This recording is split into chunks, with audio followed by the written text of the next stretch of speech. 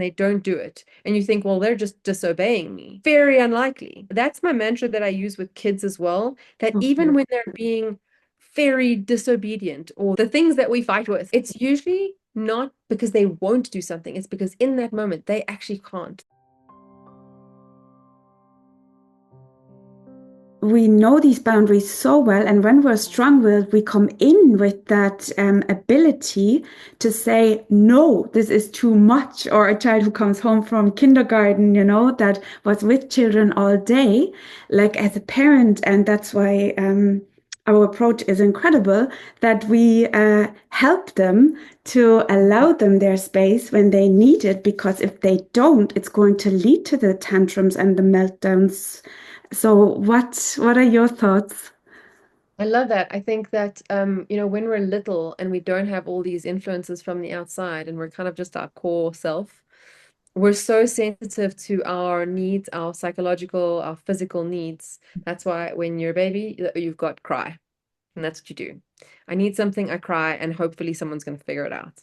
And there's no guilt about the crying. There's no shame about the crying. That all comes later when it goes, you're not allowed to cry now in this context, or you're not allowed to do that here. But when we're younger, we know what our body needs. We go, I'm hungry, I'm tired, I'm thirsty, I need affection, I need love, I need contact, I need.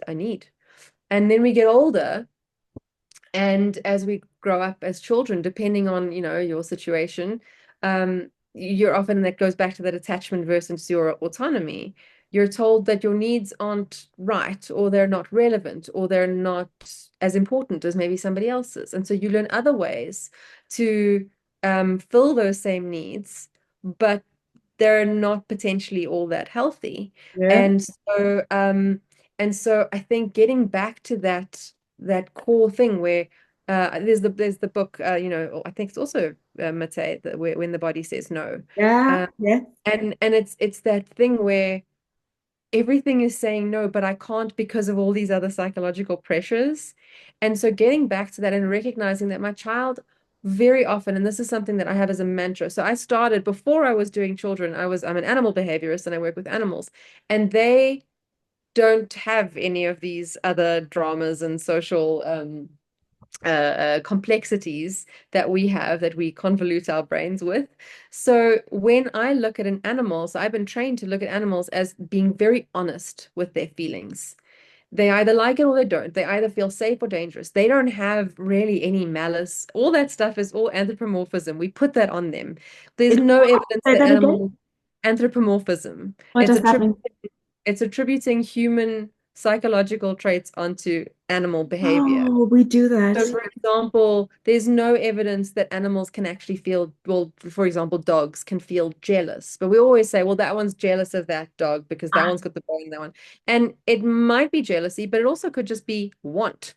And so jealousy is a very, highly cognitive, it's a much more higher cognition and it's very complex in the brain.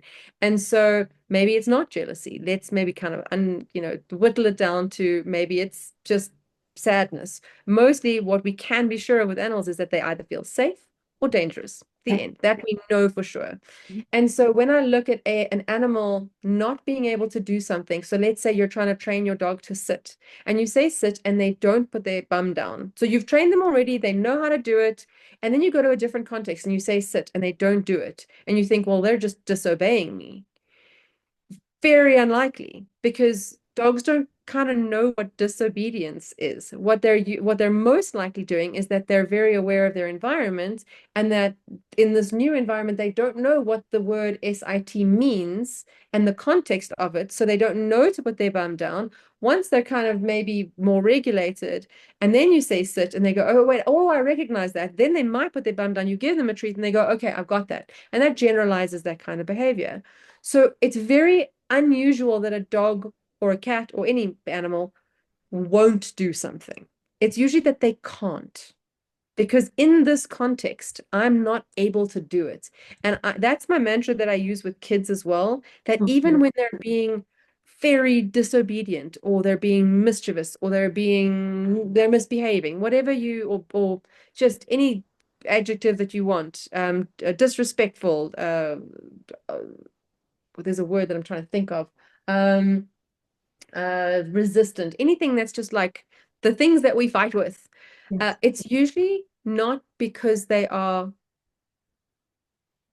won't do something. It's because in that moment they actually can't. They're not feeling connected enough for them to be able to do it. They're too overstimulated to do it. And that sort of mindset, that shift allows you to have a little bit more compassion in the moment because they could, if insert reason here. Mm. So if they were more regulated, they would be able to do this. They would be able to help the teacher clean up the classroom if it wasn't so noisy. Yeah. There's, I think we always are doing our best. I genuinely believe that at every single stage of our lives as human beings, we're always doing our best. Even at our worst, that's the best we could do in that moment. And so I think having compassion for our kids and for ourselves is a really helpful way to kind of just give ourselves that grace that we can get it wrong, that they can get it wrong, that we can move forward from this and that we can grow and that it can be together and that we don't have to hold on to all the stuff because that's what we do. We like to hold on to the stuff. That's good. And that's very freeing, I feel. Yeah. Then you have that freedom within those healthy boundaries that we create to keep each other safe.